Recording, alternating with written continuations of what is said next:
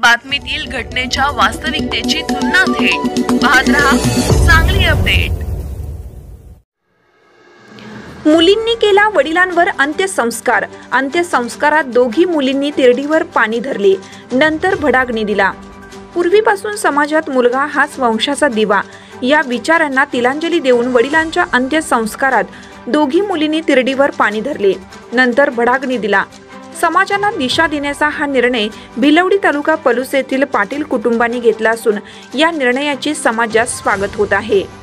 समाजातील जुन्या परंपरा व चालीरीतींना बगल देणे आजच्या वैज्ञानिक युगात हे सहज शक्य होत नाही।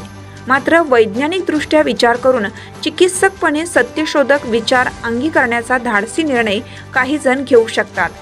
असाच काहीसा प्रकार भिलवडी तालुका पलूस येथे अनुभवयास आला। गावचे प्रतिष्ठित नागरिक संपत आत्माराम पाटील वय 59 यांचे रविवारी निधन झाले। गावात पाटील म्हणून गर्व केला नाही, नेहमी शांत राहणारे असे व्यक्तिमत्व होतं। परिसरात संपतरावांच्या शब्दाला मान होता। विविध सामाजिक कार्यक्रमात त्यांचा पुढाकार असे। भिलवडी शिक्षण संस्थेचे माजी संचालक, ग्रामपंचायतीचे माजी सदस्य, शब्दाला किंमत असणारे संपतराव पाटील यांना पत्नी व 2 मुली होत्या। एका मुलीचे नाव सुनीती व सुरभी आहे।